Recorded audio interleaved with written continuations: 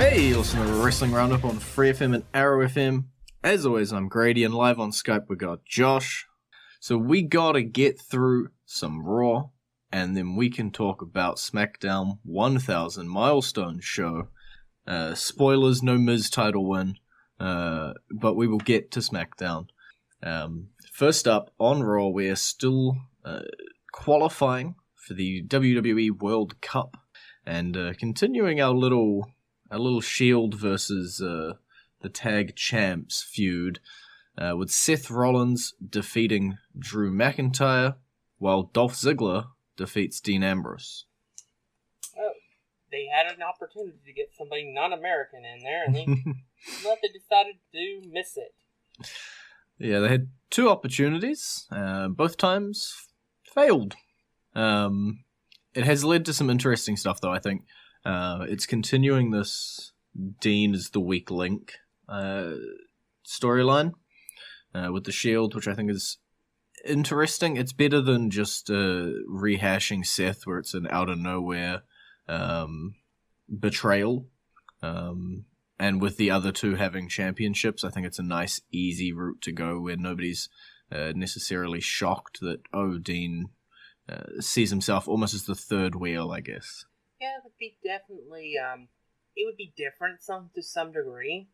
I just still kind of hold out hope that they really go different, though, with Roman Reigns turning on them after it being revealed that he was just using him to protect his title. Although super interesting, I think you have a very low chance. Yeah. And that's where a lot of stuff sits, where it's like, that would be really cool to do, but do I expect them to do it? No, I don't. But the Shield and the Tag Champs weren't quite done for the night. Last match of the night, for the third time in a row, the Shield taking on Braun Strowman and the Raw Tag Team Champions. But this time, it wasn't the Shield that gave us the saucy ending. I have no clue. Strowman is Strowman. He doesn't play nice with others, except for that 2 months where he played nice with others. I've learned to not question it. He just had an agenda. Pretty much. It just required him to deal with working with others, but he can't do that anymore. Our business relationship is over. Now I'm going to beat the ever-loving poop out of you. I still like Drew. I still want this to work out for Drew, so let's see what is in the future for the Raw Tag Team Champions. I'm not banking on Braun Strowman continuing with them for too long, in terms of a 1-on-2, maybe picking up a partner. Last time he picked up a partner, though, it was pretty entertaining. So, maybe. Who knows? I always forget that he actually did win the tag titles at WrestleMania. How can you forget? Is it because he had to relinquish them immediately? Yes. Because his partner was 10 years old and was in school. I love that. It could possibly be one of my favorite things. Braun is a fascinating human being and wrestler. He's an absolute beast of a man. You believe him in all of these awesome ambulance matches, last man standings, hardcore matches. He always just keeps coming back and looking really awesome and standing tall. And you're like, yeah. And then he's like, and now I'm going to be comedic, and I'm going to have a 10-year-old as my tag team partner, and this is going to be funny. And then you hear the, real Braun Strowman stories coming out of, what he does in his spare time, and you hear things about him going to the children's hospital when John Cena pulled out in Australia, and stuff like that, and you're like, this man is an all-round talent in every sense. There's a reason he's called the modern-day Vader. Mm. From what I hear from stories, Vader was one intimidating son of a gun that was pretty much nobody wanted to challenge, so to speak. Mm-hmm. But he was apparently an absolute teddy bear outside the ring with fans. And that's Braun to a T. Yeah. Except maybe WWE has more confidence in him than they ever did in Vader. Yeah. Especially with WWE Vader, yeah. I have high hopes, and high hopes have been dashed before. But I think Braun is one of those guys who, barring long-term injury, is going to be up there in the upper echelon of talent in the WWE going forward. And I know usually when we discuss that, everybody's mind just immediately goes, oh, the Shield 3. The Shield 3 this, the Shield 3 that, in terms of who will be the pillars heading forward. But I have very high hopes for Braun. I think if he continues doing everything as awesome as he is, which if he is as great of a person as everybody seems to think, which I have no reason to doubt, it's going to do wonders for him. And then in the ring, dude just picked it up and ran. So fingers crossed, future being bright for Braun. He's been in the main event for a fair while as well. Main event in terms of upper echelon of Raw. Obviously with Braun Strowman not there. Oh, sorry, with Brock Lesnar not there. The main event wasn't always just a championship feud. So that's the end of our talking about Braun Strowman for 6 minutes piece. Let's get on to something else. We saw Tyler Breeze. He's not gone. He's still here. He just he did kind of fall to the new aggressive Bobby Lashley, but we got to see him. I don't know. Honestly, Tyler Breeze might want to pull him a Mike Kanellis. Yep. But I think we need to talk about Lashley. I think the best thing that could have ever happened to Lashley was pairing him with Lio Rush. Mm-hmm. Because it actually gave Lashley a personality. Yeah. Yeah. And it gives him more interest. And now I wouldn't have a problem that much in a few months. Him versus Roman again, but this time for the Universal title. Mm-hmm. Yeah, I feel like Lashley, if you watch old TNA stuff towards his end of his run there, he had a hell of a lot of personality. He was very much just a, for no better way to say it, an absolute cocky heel. And I think Lio Rush is bringing that out of him in the WWE. Because Lio Rush can poop talk for days. So it's a good pair. Yeah. And honestly, it's probably for the best because I'm betting 99% of the people when Lio Rush came out had no clue who he was. Yep. And only reason I knew him was because of him getting suspended over the tweet about Emma when Emma got released. Yeah. And that's the only thing I knew about him. It's pretty spot on to his character as well. That would almost be an in-character tweet in action, but yeah, there obviously is a history with Lio Rush in terms of outside of the WWE, but as you say, a lot of people who are watching Raw don't know and frankly don't give a damn. So it was a bit of an introduction. I know he was on 205, I think, for about a month beforehand for at least people who are within the WWE ecosphere. And it's very much the same character. It wasn't like it was a jarring plot twist. He was still just as cocky as usual. Yeah, it was kind of weird in that brief period where he was paired with Lashley, and Lashley was still trying to be a face. Because a hype man in wrestling does not work with a face. No. But it works perfectly with a smug BA heel. I'm struggling to find my words when talking about Bobby at the moment as well. Yep. Yeah, I think it's perfect. I think this is the switch up that Bobby Lashley needed. They brought him back and it was like, hey, look, it's Bobby again. You remember Bobby, right? Yeah, Bobby's awesome. And then they're like, yeah, so what do you do? And then crickets. Yeah. And they seem to have turned that around. There's definitely reaction for Bobby now. Even if it isn't the raucous cheers that they had hoped when they first brought him back. They are still getting noise for Bobby, and ultimately that's what's important. We got a little bit more time on Raw, so we're going to talk about a couple more things. AOP, they beat up Kurt Angle, or should I say, what was implied to be Kurt Angle. Yeah. I still think AOP should destroy Chad Gable. have Chad Gable get thrown to the wolves via Bobby Roode by Roode. No, Bobby Roode's fully embracing it. He's, I believe, teaming up with Natalya in the off-canon mixed match challenge now after Kevin Owens is injured. So, Bobby's full-on, lovable, smiling babyface. He would never do such a thing to Chad Gable.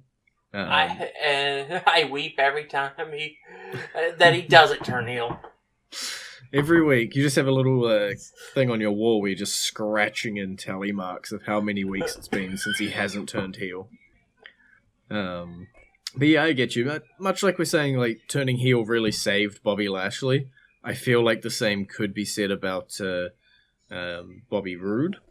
Similar name, different person, except that they haven't quite pulled the trigger just yet on Roode.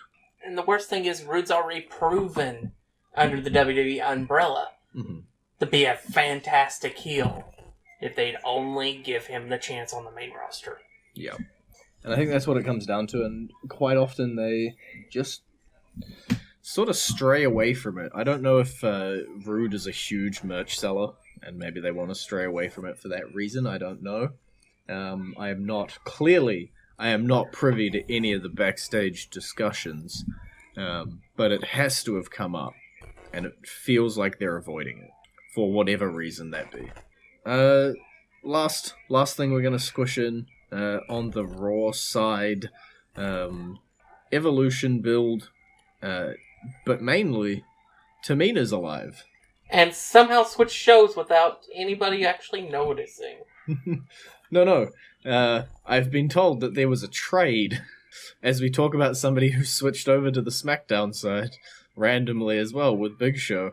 There was a trade. It was Tamina for Big Show, and it made total and utter sense. Don't question it. Except Big Show was already on SmackDown. God damn it. Shush.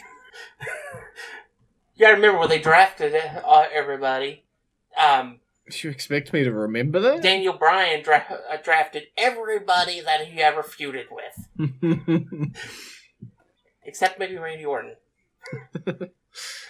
But Tamina is back just in time to join all of the other unused women in a random battle royal for a women's championship match at Evolution. Go Ember Moon. You could just roll a 20-sided die here and pick someone who isn't Tori Wilson to win this. Now watch Tori Wilson win. If she wins, I'd just be really confused. Like, assuming Ronda retains, just Tori Wilson versus Ronda Rousey is just a thought that makes me very confused. Who says she would face True. Ronda Rousey? Becky Lynch, Tori Wilson is a thought that makes me very confused. Charlotte Flair versus Tori Wilson is a thought that makes me very confused. You see where I'm going here?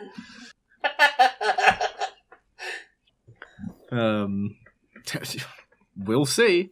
I don't know if it is on WWE.com. I will quickly Google, but I have seen a updated poster for WWE Evolution featuring a couple of people who are, shall we say, not quite announced for the pay-per-view yet. So I'm going to assume next week maybe we see them, or it was an error in the picture, or there's a match that hasn't been built to yet. We'll have to wait and see. Who knows, right? We still got one more week. One more week of shows. So it is now time to move into our theme. We probably went a little bit over on Raw, and we're going to go a lot over on SmackDown, so I may have to cut this up. It's time for SmackDown's first theme, Everybody on the Ground.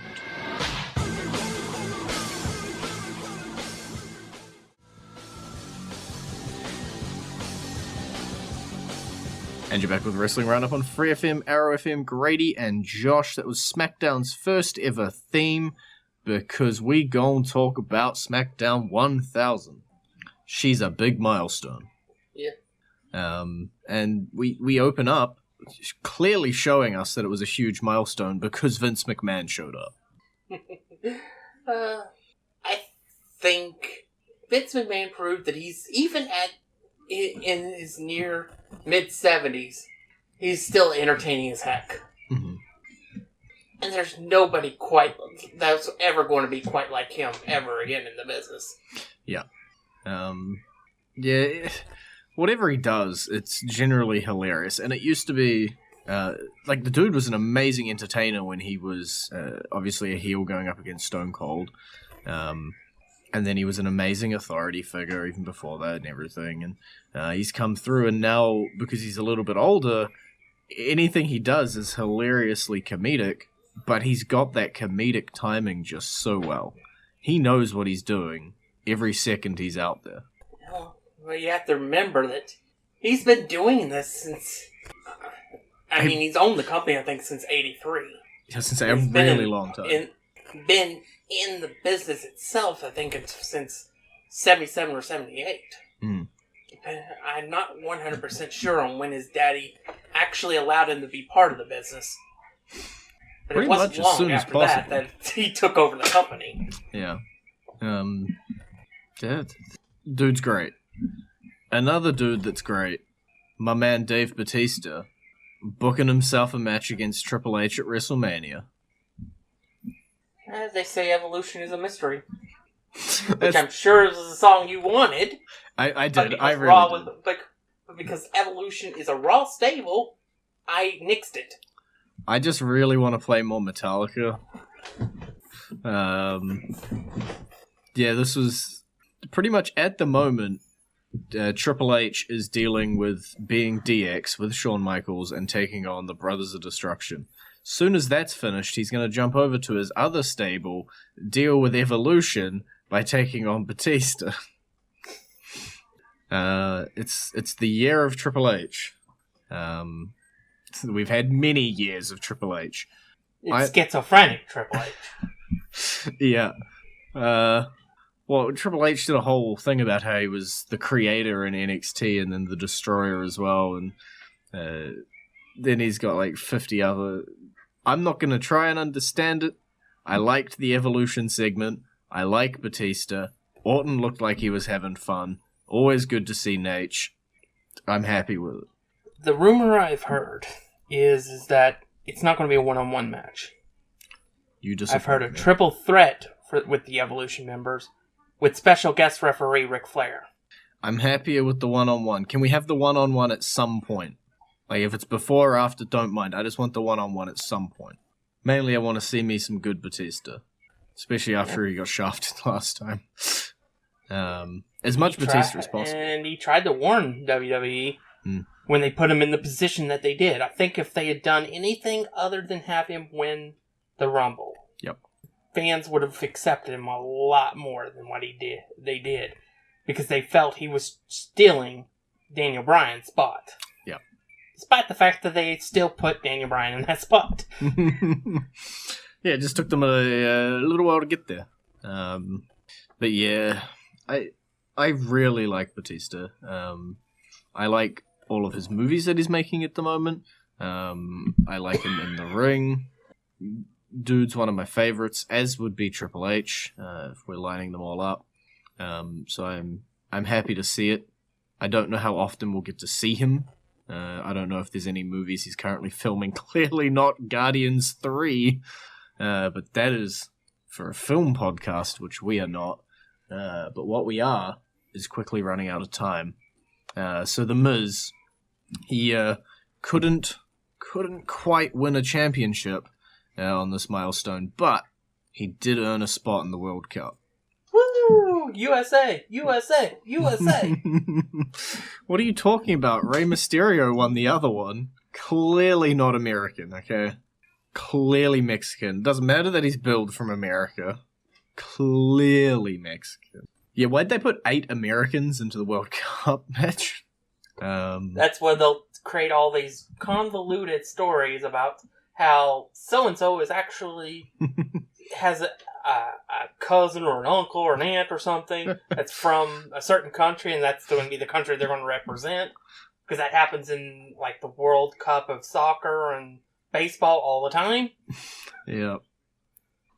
I feel like we're just going to ignore it entirely, and we're just going to have the tournament and then just say, you won the World Cup, let's move on. Like the World Series of Baseball. I have been told, according to the internet, don't know if it's true, that is named after a brand, I believe. I'm not entirely sure. I don't know my American sports. I'm sorry. But what I do know is that Edge is always going to be good as well. Yeah, he was good, but I'm not sure there's anything left of him after Becky Lynch got through with him. Yeah. We say it every week, but this heel turn was the best thing to ever happen to Becky. Mm-hmm. Yeah, I agree. And as you say, we say it every week, but we can repeat it one more time, right? Very happy that it happened. Very happy that Bobby Lashley's happened. Let's keep our fingers crossed for a Bobby Roode one. And we'll complete the trifecta of very good heel turns. Although we did get another heel turn, I think. I don't know what his alignment is. I never know what his alignment is. You might as well flip a coin to figure out if it's heads or tails. The Bar, new SmackDown Tag Champs, thanks to The Big Show. I don't know what the allegiance is here, but The Big Show's back for goodsies. Yeah, I always enjoy seeing Big Show. He's been such a great talent for so long that I have no problem with anything that he does, whether he turns heel 15 times or not. Well, what about if he does it 16 times? I think we are well over I the forgot 16. the heel turn when he was coming to the ring. Yeah. He doesn't need an allegiance. He just fights and happens to get locked up into storylines. I'm very interested in the Big Show Bar purely because I would not have predicted it in a million years. It obviously gives them the 3v3 opportunity with the New Day, but I still wouldn't have... if you'd said the Bar's going to get a third guy to even the odds, I wouldn't have picked the Big Show. I might have. In retrospect. But it would have been, like... because I'm not sure who else could match up physically with Big E. True. Rusev. Rusev's a little busy. Yeah, if Rusev wasn't busy, would fit into that slot. But yeah, we'll see what this does going forward. Obviously, we do have new tag team champions. Everyone's talking about the Big Show aspect, but Sheamus and Cesaro are holding gold once again after... How many years have they been together now? After their Best of 7 series? I want to say now 3 years. Because it was shortly after the brand extension that they were started this Best of 7 series. And they won their first tag team titles in December of 2015, I think it was. It was 2016. 2016, yeah. Then it would have been that summer when they would have had that Best of 7 series. Mm-hmm. So, 2 years. Yeah. It seemed like such a weird experiment at the time, but it worked. Last thing, The Undertaker showed up. Of course. The name may be after a catchphrase of The Rock, but SmackDown has always been The Undertaker show. Mm-hmm. Now, clearly Evolution's show. Get your facts right. Yeah, The Undertaker shows up, and he's like, hey, Triple H, stop pretending you're with Evolution now. You gotta finish my feud before moving on to the next feud, bro. And then, yeah, that's it. SmackDown 1000. There was also a general manager segment I skipped over for time. We got some good classics, but I feel like the general managers backstage all interacting with one another on a landmark show starting to get a little worn out. I'll still pop for it, but starting to get a little worn out. I'll see one of them in a month and a half. It's like the one guy that you keep talking about. Like, I'm going to see Teddy Long. I'm going to see Teddy Long. All right, well, we will possibly talk about that more next week. We won't. But we've run out of time, so it's been great talking to you. Bye-bye. You can visit our Facebook page, facebook.com/WrestlingRadio, Twitter page, twitter.com/WrestlingRadio, and we'll see you all next week with the preview show to WWE Evolution.